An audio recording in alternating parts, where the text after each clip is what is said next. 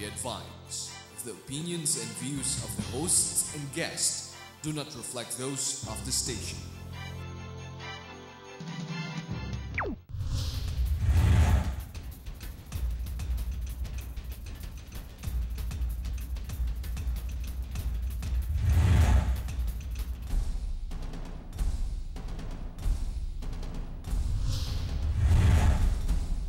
People of this country, hindi makikita yung pinanggalingan natin. Basta ito, susundo ka ng doktor, habuling ka ng aso, lahat ng tinanos. Hindi nire-release naman ng pork barrel kasi useless naman. Mga patay, papabigyan ko ng 5,000 from my... So, Marami na nagsasabi na Hindi, dahil baka mangyari, lahat ng madi-dismiss, mga-hostage na lang para ma-reinstate.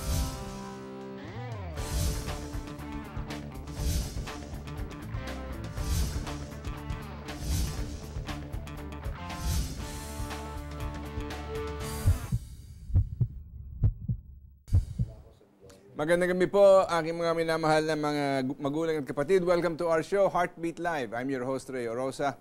Magkakapiling po tayo sa susunod na isang oras at pag-usapan natin ang mga bagay na mahalaga para sa ating bansa. Ngunit bago tayo po mag-umpisa at mapakilala ko sa inyo ang ating panauhin sa gabing ito, we want to go back to our text promo winners. Ito po ang number 1 text na nanggaling po sa Mansalay, Oriental, Mindoro from 0928-459-1463. Ang side ko sa pangyayari sa stand of dapat lang ipagtanggol ang sariling atin na ang mamatay ng dahil sa iyo. Well, that's a very patriotic statement. Kanya lang the way the military situation exists as far as the China and the Philippines are concerned, mukhang dihado tayo kapag tayo lumabas ng ating bansa pagkat wala tayong kakayahang makipagdigmaan, wala tayong kakayahang manindigan kung hindi tayo tutulungan po ng Amerika. But nonetheless, I am glad because this is an issue that should unite the people and we stand squarely behind the President when it comes to the territorial integrity of this nation. Maybe nakakagulat nga na at least in this issue magkakaisa tayo ng panindigan. At ito ang panawagan na hindi naman natin sa lahat ng tao dito. Let us make sure that we make a stand. But of course, we are also doing a lot of other things. I know that I think today is the start of the worldwide protest by Filipinos all over the world in front of the embassies of China to protest what they are doing here in the Philippines. So, yan nga yung form of public diplomacy. Pero hindi natin malaman po. Ako kuminsan nangangamba ako sapagkat sa tingin ko po, kailangan nating maunawaan ang utak ng China sapagkat doon natin makikita ang susi kung paano natin mariresolve itong question na ito. Hindi lang tayo makikipagbanggaan o makikipagbangayan. Sapagkat alam naman nyo dito sa Asia, napakahalaga na maski na manalo ka, wag mong gawin sa paraan na ikahihiya o mawawala ng mukha ba yung iyong katunggali o yung kausap. Okay, ang ating number 2 winner na tatanggap din ng isang 100 peso electronic load from us is si David A. Negosa of Puerto Princesa City. 0915-506-5711. Ito ang sabi niya, America need no lang military base in issue or wherever in case she wants to engage in a shooting war with China. America's warships are capable much more enough to defend West Philippine Sea at any given time. Let's rather be a friend of America than a slave of greedy China. Alam po ninyo, kailangan natin tingnan ng mas masinop ang issue ng pagtulong ng Amerika. Ako po hindi masyadong kumbinsido na pag nagkaroon ng problema dyan sa China, makikihimasok ang Amerika from a military standpoint. I'm sure she'll make a lot of noises about bring it to and solve it diplomatically and peacefully, etc., which are all wonderful motherhood statements. But the pragmatic element of the Chinese government is going to look at it and say, well, you can't defend the South China Sea because you've got no bases there. Ang logistics niyo, kalayo-layo, mawala pa ng Guam, o paano mo dadalhin lahat dito yan? And whether they are going to make a stand for that, I think remains to be seen. But alam po ninyo, ang issue ito dyan sa Scarborough, hindi lang Pilipinas ang involved dyan eh. The rest of Southeast Asia, but more importantly, it's also an issue between America and China. And we cannot separate those out and try to resolve it only on our own. Eh tayo ika nga, para mga dagalang dito na meron, minsan nagre-reklamo, pero it's going to be very tough. So I thank you for those texts from these two gentlemen who texted us, and I hope that you will continue to watch our program. Alright, sa gabi pong ito, pag-uusapan natin dito, kanya ko inanyahan dito isang very, very special guest. Wala na pong iba, kundi si Senator Serge Osmeña III.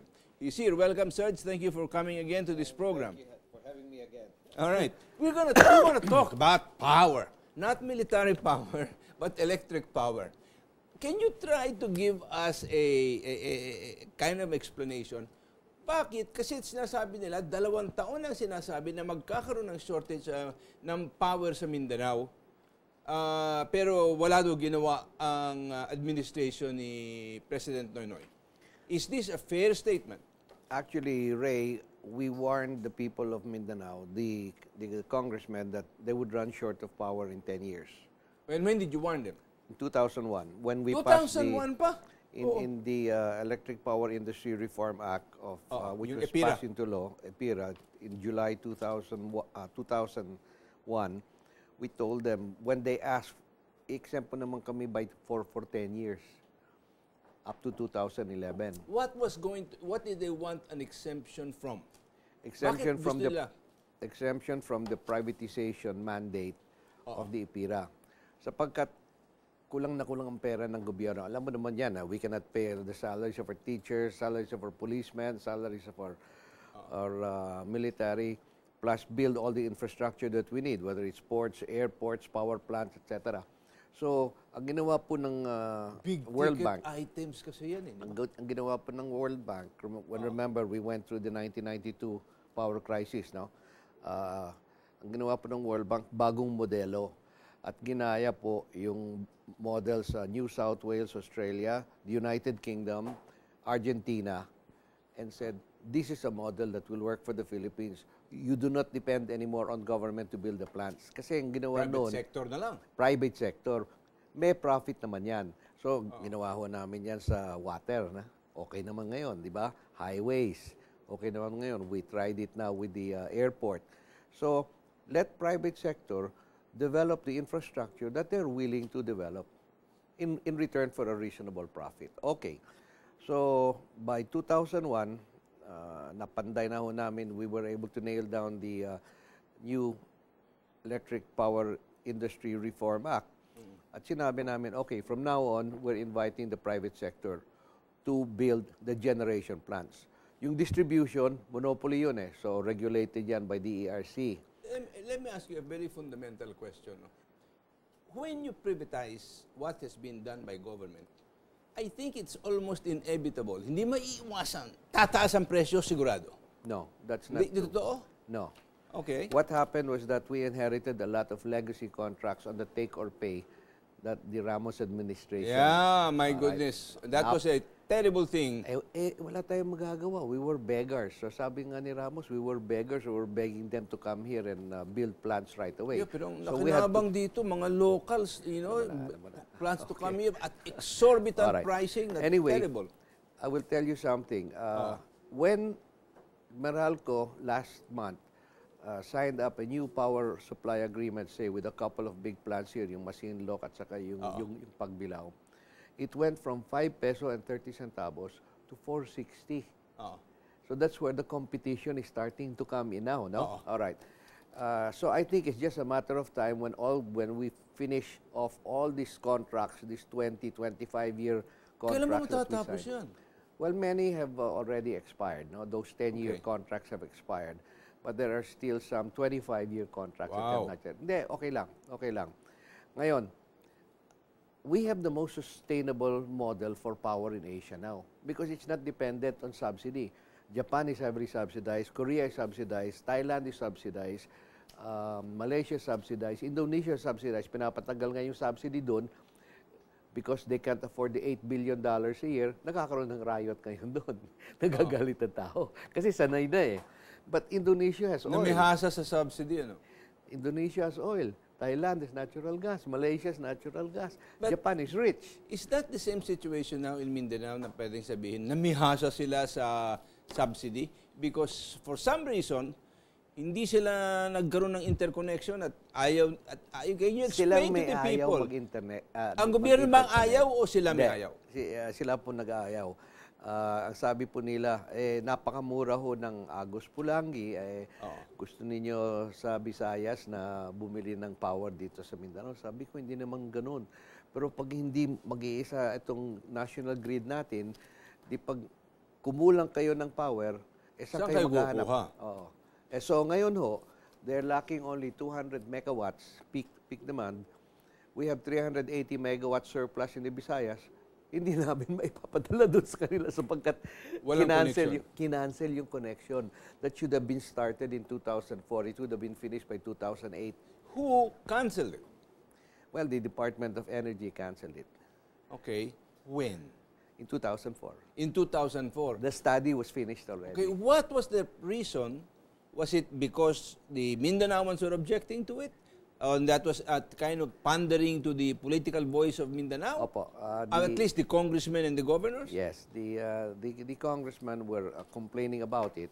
So, ang ginamit na excuse, na dahilan, sabi nila, it's cheaper to build a coal plant if we're going to spend $150 to $200 million. Let's just build a 100 megawatt coal plant in Mindanao. But if your shortage is 200 Hindi, megawatts, at that time, wala pa 100 naman. pa lang. Oo, wala pang shortage sila. Oo. But as time went by, expanding population, expanding demand from the commercial and industrial sector, lumilit ang percentage, ang porsyento of the total demand of Mindanao that they were taking from water. Before, water was supplying about 75%. Mga hydroelectric plants nila. Malaki yun. Ano bang status ng mga dams doon ngayon? Are they in good shape? Are they functional? Are they all in need of renovation? Or No. There are three parts to a dam. First is your turbine. Second is your watershed. And third is the siltation. Alright? Ngayon, ang nangyari po sa Pulangi, which has a power plant as big as 255 megawatts, is nag-silt na over the years, and it's impossible to dredge it anymore. magkano ang Kasi- anong output ng Pulangi ngayon? 255 megawatts. Until now? Well, In spite of this the condition? machine is okay. It's kulang lang ng tubig. Ayun. Okay? And before, see, Pulangi is really a cascading plant. It's a run-of-river now. So it can load up no more than 8 hours of reserve water. Tuloy-tuloy yung tubig doon. So they were producing power at about 120 megawatts at all hours of the day. Ang dapat gawin nila ngayon is liitin mo yan at para magamit mo yung 255 megawatts, ipunin mo yung 8 hours and produce it during the peak period para magkaroon ng How do you ng do peaking that? power. Can you can. store that power? 8 So hours. that it's used? 8 hours. The storage is in the water. It's not in the electricity. You cannot store electricity. Kanya nga, that's what I was thinking. No, you no, no. can It's store in the it. water.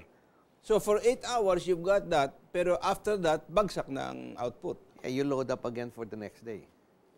Oo. Because the peak period in Mindanao begins at 9 in the morning and ends at 9 o'clock at night. Okay, that's 12 hours. But the super peak is about 12 noon. Tapos Up to 4 tumataas. The highest is 4, 5, 6, 7, 8 o'clock. Sa gabi. Nasa gabi ang super peak. Maaga sila sa matulog Mindanao. dun eh. No, we don't Medyo. have to. Hindi masyadong malaki ang demand ng industrial at commercial. Kasi sarado na mga planta pagka ganun. Mga residential, It's the residential that kicks up the power. Okay. Alright, in trying to understand, bakit tututol? I mean, parang napakakitid ng pananaw kung akala lang nila na kukunin ang power mula ng Mindanao. Bakit umira yung ganyang cynicism and suspicion? Is this because of history and how we've used Mindanao? I've always been trying to explain that to them, Ray, Mahirap ba? for the past 12 years. And Hindi pa rin maintindihan. Ganun pa rin. Hindi, kukunin lang ninyo. Ngayon, sabi ko, I have 4 peso power.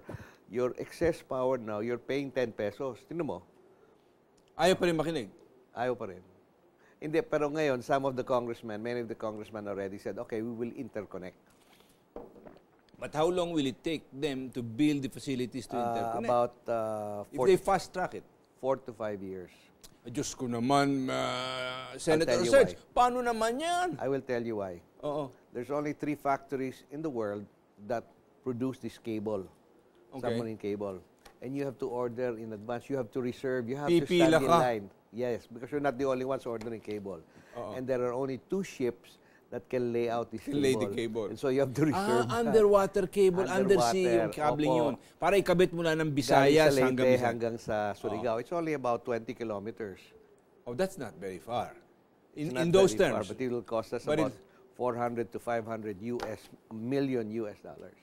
Ang problema kasi sa power, parating ang presyo ng kailangan mong gawin o ilagay o installa ay napakataas. But in the end, kaya ba ng private sector gawin ito without excessively raising the rates? Because I am told, I may be wrong, but I am told that our power rates in the Philippines lampas na sa Hapon eh. Tama. Dati, pangalawa tayo. Ngayon, lampas na. Yeah, but you have to compare apples and apples.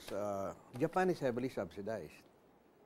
Okay. Yes. In spite their deficit, in spite of their great deficits. Sanay na sila eh.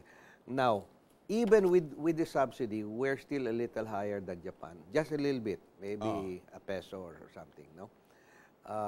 Korea also, KEPCO is government, no? So Korea Electric Power Company, that's subsidized, and they have plenty of nuclear.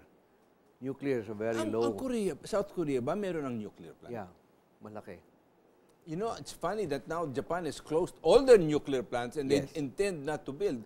That's going to exacerbate the problem with fossil fuels. That's Well, our non-nuclear. Japan has just driven up the rates for natural gas from about 11 pesos before Fukushima happened to $11 to $17.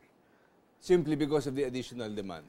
Hinihigop nila lahat ng natural Ang laki-laki ng ekonomiya ng Japan, no? Yes.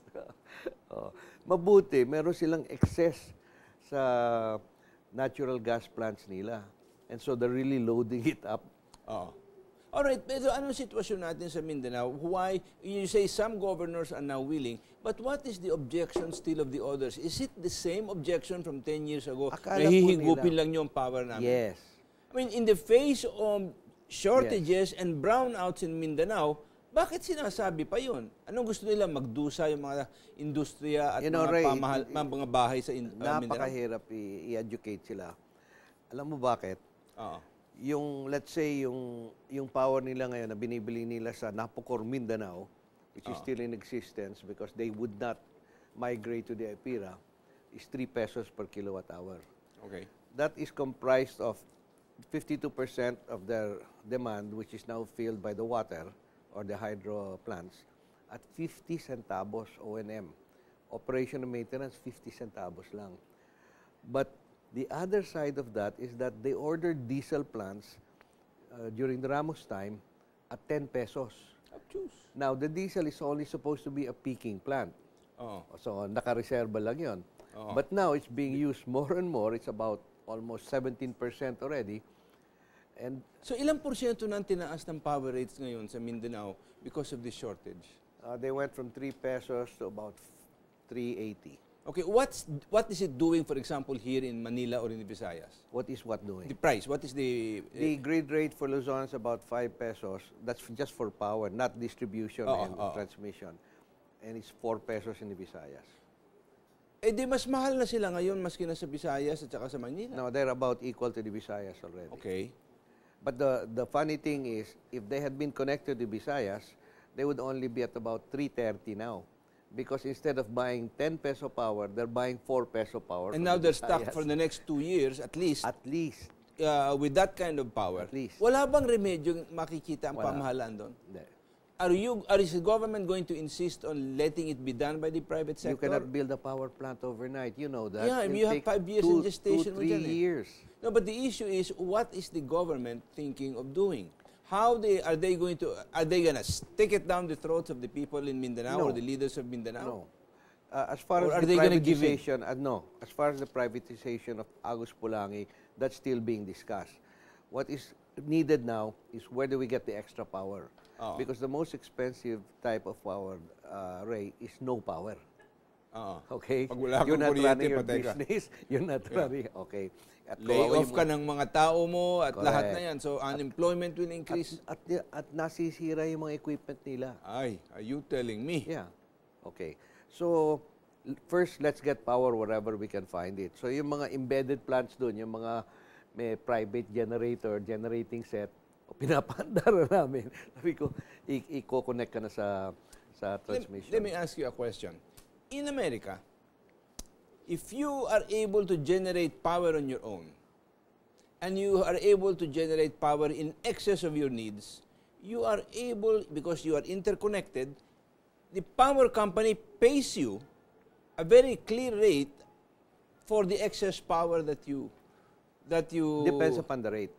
Hindi, sinasabi ko lang, yung prinsipyo, because, for example, even in households, Yeah. if they develop some kind of generator, whether it's solar power or Maski whatever. solar, yeah.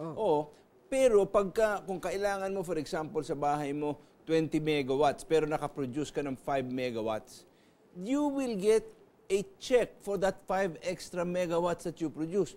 How come we can't do is because this will stimulate homes and households and other industries Mahal. to develop their own power sources. That was what you call twin metering.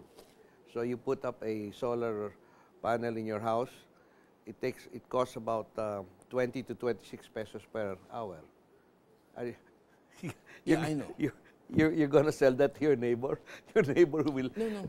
You don't sell it to your neighbor. You sell it to the power company in the Doesn't States. matter. It's still 26 pesos per kilowatt hour. But the rate at which the power company pays is not 26. You may produce it, let's say it costs you 26. But whatever excess power you pay, they pay at the normal grid rates. So at least that comes back and then minimizes or reduces your power cost. That will not be adaptable here because no one is going to generate power at 26 pesos and sell it at 5 pesos. Well, alam mo, ang tingin ko dito, while it does not seem to make much logic, but it reduces the economic size of creating power to a much, much smaller level because of the participation now, hopefully, of many families. Magkakaroon tayo ng revolution. Bakit? Because it's 26 pesos or 10 pesos or 15 pesos per kilowatt hour. Nobody's going to do that.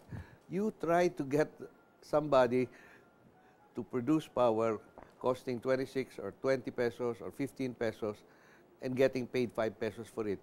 Di pupulutin tayo sa kangkungan yan. Malulugi talaga tayo. Well, we have to wait until the cost of solar goes down, for example. No, but the point that I simply wanted to make on that one, kasi now in the United States, see, you're following a model that may not be workable here, no? No, in the United States, they're paying you more than your cost of producing that power. Yes. Otherwise, they do net metering. So, for example, kinukonsume mo 5 megawatts, pinoproduce mo 10 megawatts, they have a net meter. So, sige, ubusin mo muna yung 5 megawatts mo, o pagkatapos the rest, bibili namin. Pwede yon. So, that's what they call the net metering, which we are studying now. But still, since our solar cost will be about, anywhere between 15 to 26 pesos for household solar, Alam mo, mahal yung household solar. Alam mo bakit? Because it's not an efficient panel. It faces only one way. And our roofs here are slanted. So in the morning, may solar ka. Sa hapon, wala na. Sa kabila naman. No? And the most efficient solar panel are those that tilt. Rolling, ang tawag nila, rolling. Sinusunod yung sunlight. Ng araw. So it has to be really on a flat surface. Okay, before we go ahead, Senator Serge, we have to pause for a few reminders. So, huwag po kayong mawawala. Itutuloy namin ang usapan natin about the power situation in Mindanao and maybe we can extend it to the rest of the country. Huwag kayo po mawawala.